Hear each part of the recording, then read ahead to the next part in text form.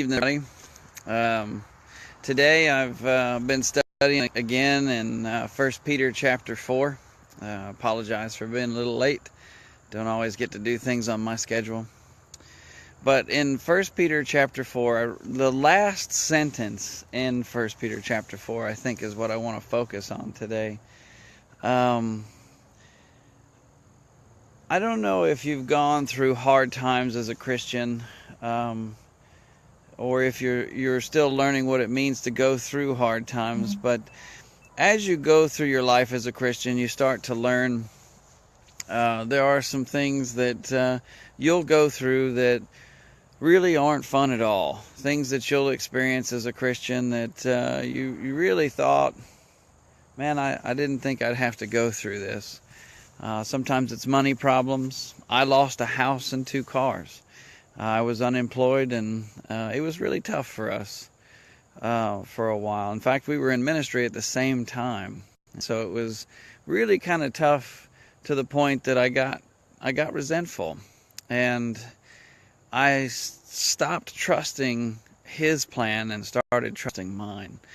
And that's what I wanted to focus on today. And in 1 Peter chapter 4, at the end of the chapter, the very last thing, he says that those who suffer should trust God with their souls and trust that He's doing what is right. Those who suffer for Him. If you may not realize, but there are times in your life where you are going to suffer for being a Christian. There's times where you're going to struggle at this whole Christianity thing. There can be times when you have to go through certain lessons or learn certain things.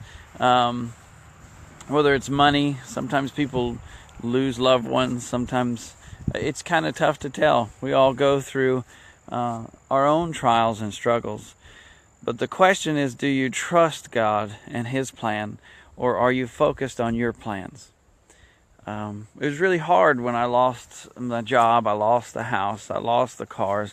It was hard watching my kids help me get out and get the car ready so it could be towed off. That was really hard for me. And it was hard for me to see God's plan in it. While I'm driving to Nashville and spending money on gas, and we were trying to do everything we could to make ends meet, and we were still going out and feeding the homeless and doing intercity ministry, and we were losing everything. And I finally walked out and I looked up into the sky, and I just, where are you? Where are you?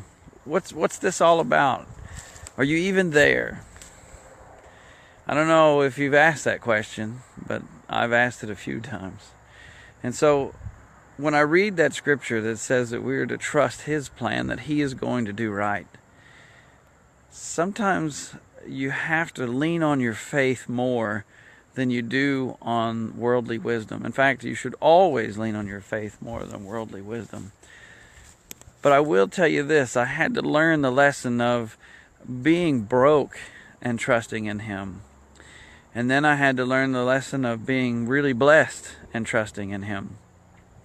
The question is, whether you're really blessed or really broke, whether you're hurt, whether things that you're going through right now, whether they push you away from God or they push you away from your faith, are you still believing that His way is right, that He is going to do the right thing with your life and push you in the right direction?